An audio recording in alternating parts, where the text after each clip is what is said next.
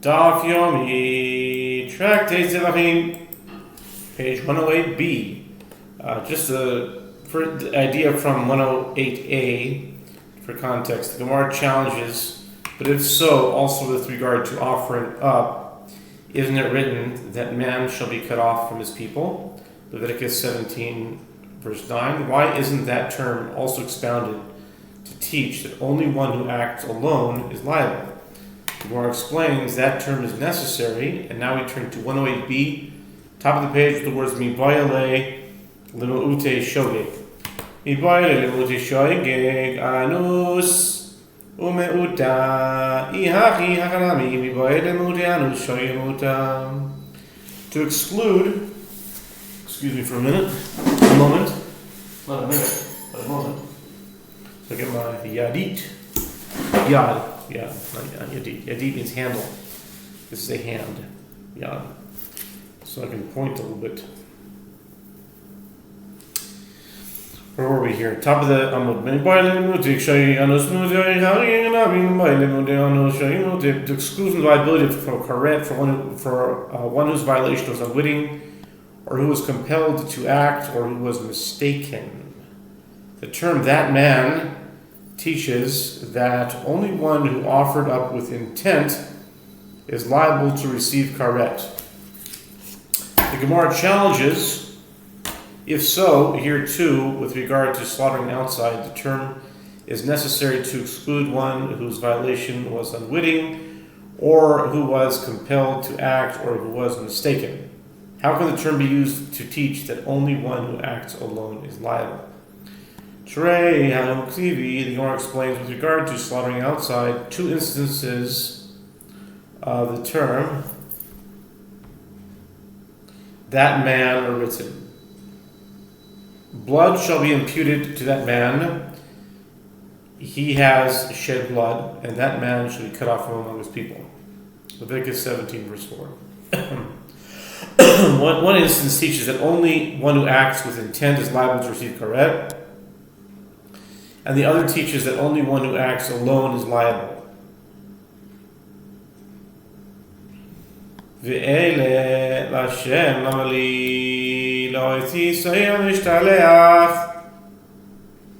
Gemara now has justified its claim that the liability of one who slaughters an offering outside for the sake of an ordinary purpose is derived from the phrase excuse me, ish ish.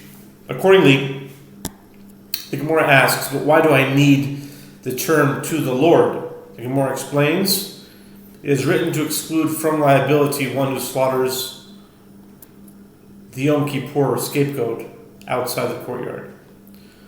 Chomer bala kulo kule.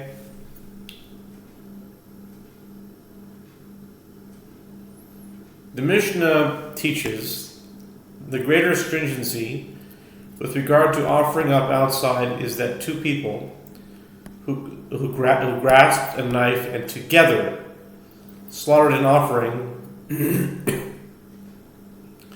outside the courtyard are exempt. But if two grasped a limb from an offering and together offered it up outside, they are liable.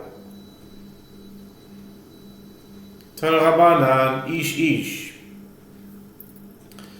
Ma tamad loma shnayim shachazu be'ever ve'elu shechayavin sheyachol ve'lodinu u'ma shoychin edrin shechayav shnayim shachazu be'sakin v'shachatu b'turin hamad el-edrin shepato enodin shishnayim shachazu b'turin tamad loma ish ish divrei Rabbi Shimon.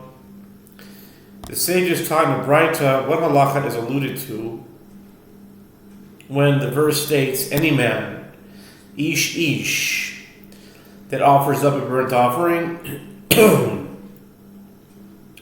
or sacrifice, Leviticus 17, verse 8. The verse teaches that two people who grasped a limb of an offering and offered it up together outside the courtyard are liable.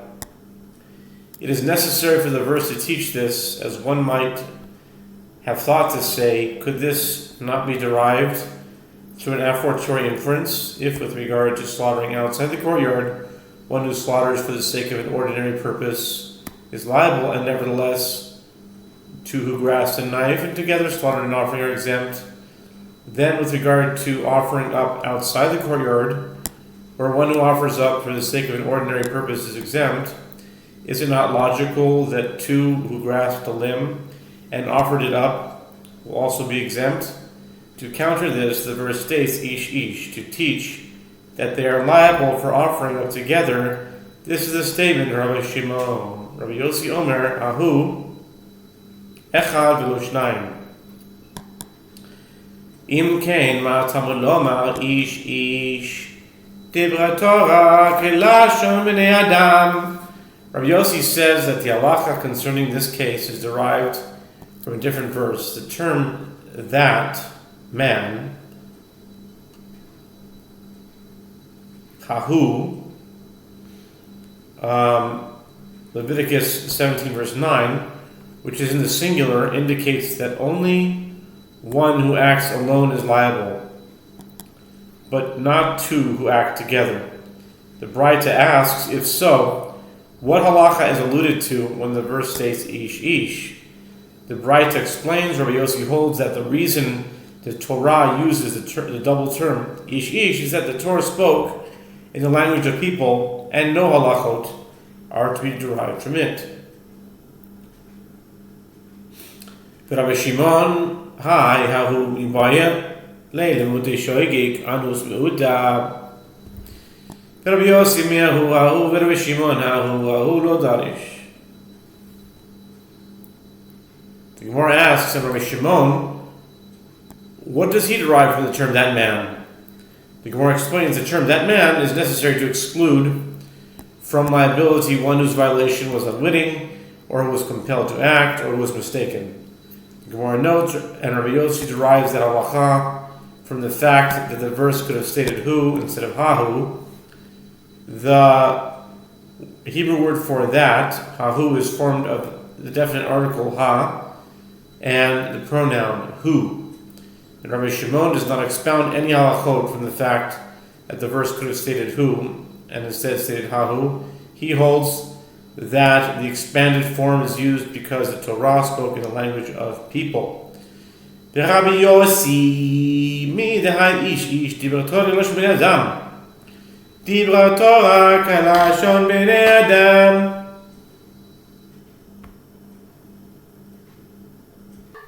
Weiter. Rabbi Yossi, mi dehai ish ish dibra Torah kalashon b'nei adam. Ahu ish ish nami Torah kalashon b'nei adam. Yavashor k'neheri namananai. Techayv navkele midam yechashev lish ahu dam shavech. The Gemara asks, and as for Rabbi Yossi, from the fact that he holds that nothing is to be derived from the phrase ish ish written with regard to offering up, as he holds that the Torah spoke in the language of people, and then also with regard to that phrase any man, ish ish, Leviticus 17 verse 3. Written with regard to slaughtering, since he holds that the Torah spoke in the language of people, he should not derive any halachot from it. But if so, from where does he derive that one who slaughters outside for the sake of an ordinary purpose is liable? The Gemara answers, he derives it from the verse, blood shall be imputed to that man. He has shed blood, Leviticus 17 verse 4, which teaches that even one who slaughters for the sake of an ordinary man is liable. The Mishnah teaches, if one unwittingly, let's see here. Sush Katayach. Dude. It's a big Ahmed, man. Gotta do it, man.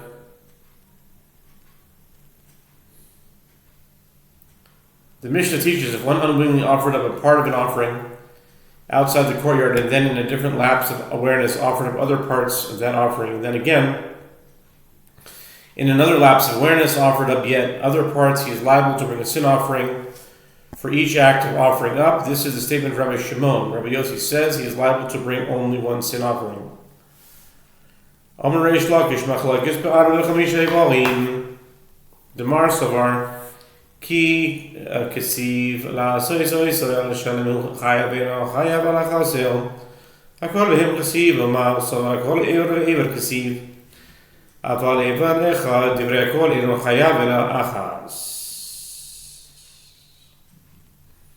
The Gemara cites two opinions concerning the case under dispute. Reish Lakish says the dispute in the Mishnah concerns 4 or 5 limbs that were offered up in different lapses of awareness. As one sage, Rabbi Yossi holds when it is written to sacrifice it, Leviticus 17 verse 9, which teaches the halacha that for offering a complete item one is liable, but that one is not liable for offering an incomplete item.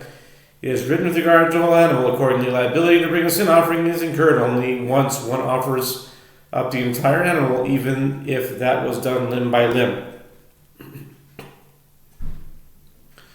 And the other sage, Rabbi Shimon, holds that the verse is written with regard to each and every limb of an animal. Accordingly, one is liable for each limb he offered up. But with regard to the offering up of one limb in parts, everyone agrees that a person is liable to bring only one sin offering. According to Rabbi Shimon, this would apply even if that were the only limb that was offered up. According to Rabbi Yossi, this would apply only if the rest of the animal had already been offered up. Rabbi Yochanan amar, machloikes be'er echad, demar sor muktarei panim shechaschu, ve'he'elu, in brackets says ve'elan, בחוץ חייב מעשר פטור, אבל 45 איברים, דברי הכל חייב על כל עבר ועבר. Rabbi Yochanan says everyone agrees that one is liable even for offering up a single limb. Furthermore, if an offering is slaughtered outside the courtyard,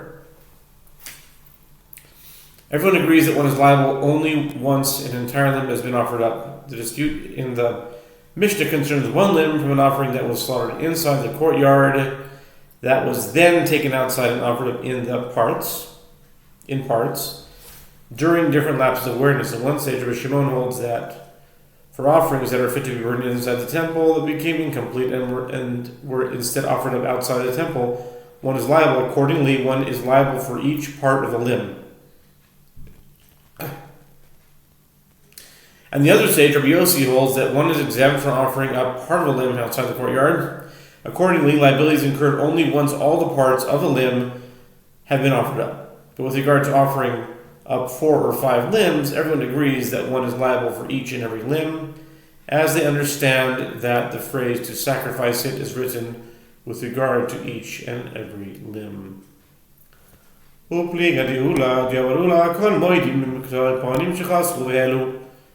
vehelan b'chutz shechayev lo nechliku ela limuktarei b'chutz shechasru vehelan b'chutz the marsol b'tur the marsol chayav. Rabbi Yochanan disagrees with the opinion of Ula. As Ula says, everyone in the Mishnah concedes with regard to offerings that are fit to be burned inside the temple courtyard that became incomplete and were instead offered up outside the courtyard, that one is liable. They disagree only with regard to offerings that, having been slaughtered outside, are unfit and so will be burned outside, that became incomplete and were offered up outside. As one sage, Rabbi Yossi, holds that one is exempt, and the other sage, Rabbi Shimon, holds that one is liable. There are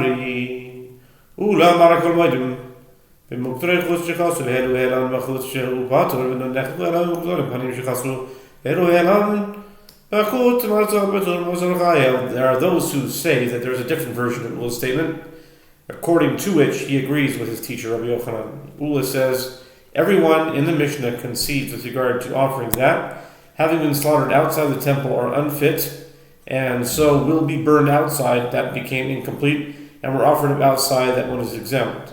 They disagree only with regard to offerings that are fit to be burned inside, that became incomplete, and were instead offered up outside. As one sage, Rabbi Yossi, holds that one is exempt, and the other sage, Rabbi Shimon, holds that one is liable. Upliga, de'avod Shmuel al Yishna, kamen diula de'avod Shmuel, kiman me'adrin and poking me'gabi mizbeach kiman zerog Rabbi Yossi. And the statement of Shmuel's father disagrees with the first version of Ula's statement, as Shmuel's father says, in accordance with whose opinion do we restore limbs that were dislodged from upon the altar to the altar, in accordance with whose opinion? It is not in accordance with the opinion of Yossi reported in the Mishnah.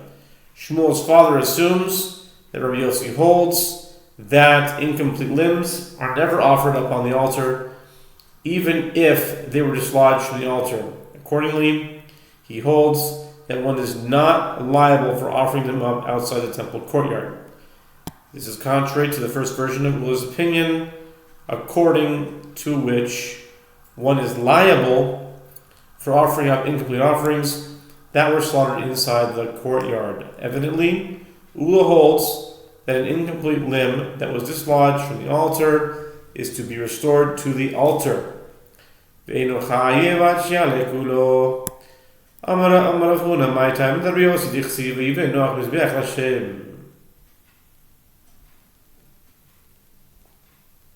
almost there. The Mishnah teaches, Rabbi Yossi says, and one is liable for offering up an offering outside the courtyard only once he offers it up upon the top of an altar that was erected there. Rabbi Shimon says, even if he offered it up on a rock or on a stone, not an altar, he is liable. Rav Huna says, what is the reason, Rabbi Yossi? As it is written, and Noah built an altar to the Lord and took of every pure animal and of every pure bird and offered up burnt offerings on the altar. Genesis 8:20. Noah was particular to use an altar rather than one of the available rocks. Apparently this was because placing an item upon an altar is the only act that can be considered offering up. Amar Rabbi Yochanan, my time with Rabbi Shimon, Yichsiv v'yikach manoach et kedi ha'izim et hamincha v'yal al atzur l'Hashem. Rabbi Yochanan says, what is the reason, Rabbi Shimon? As it is written, and Manoah took the kid with the meal offering and offered it up upon the rock to the Lord. Judges 13:19. Evidently, even placing an offering upon a rock is considered an act of offering up. V'yidach nami v'yakasiv v'yivin mizbeach Hashem ahu gavoa b'alma. V'yidach nami v'yakasiv v'yikach b'noach horat shah haita. The Gemara explains how each Tana interprets the verse that supports the other, but also according to the other opinion, Rabbi Shimon, isn't it written, and Noah built an altar to the Lord? How does he explain that verse? The Gemara answers that verse is referring merely to an elevated place and not specifically an altar. But also according to the other opinion, Rabbi Yossi's, isn't it written, and Manoah took and offered it up on the rock? How does he explain that verse? The Gemara answers the use of a rock in that case was a provisional edict issued in exigent circumstances by the angel who visited Manoah. And so one cannot derive normative halacha from it. Okay? The Iboyasema, Hainu time, Rabbi Shimon. Kititan Rabbi Shimon Omer, Mizbeach Pesachayim Moed, Mizbeach Bebalma, Levikach Hela, Arasela, Waleven Chayo. And if you wish, say instead that the reason of Rabbi Shimon is, as it is taught in the Braita, Rabbi Shimon says that the verse states, and the priest shall sprinkle the blood upon the altar of the Lord at the entrance of the tent of meeting, Leviticus 17:6. From here it is apparent that only in the sanctuary is there a requirement for an altar, but a specifically erected altar is not required in order to offer up on a private altar during periods when it is permitted to do so. Therefore, one who offered up outside the courtyard on a rock or on a stone is liable. Yatsami ba'ilei. The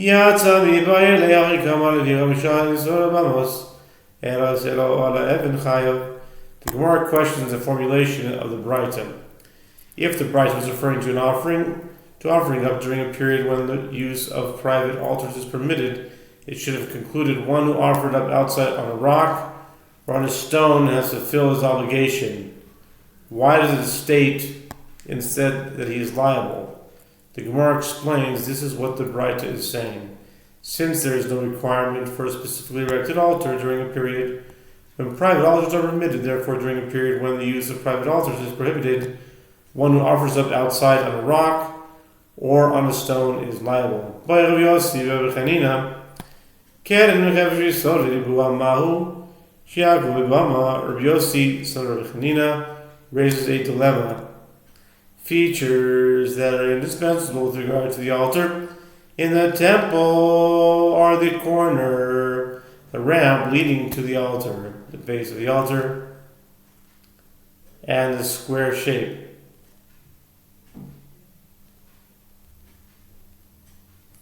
What is the halacha with regard to whether they are also just indispensable for the validity of a private altar during a period when it's permitted to use private altars? Amar le Rabbi Yirmiyah, Tanya, Karen, Chevesh, Ribuav Yisod, Me'akvin, B'bama G'doyla, V'im Makvin, B'bama G'tama. Rabbi Yirmiyah said to him, it is Tanya Braita, the corner, the ramp, the base, and the square shape are all indispensable for the validity of a great public altar, but they are not indispensable for the validity of a small private altar.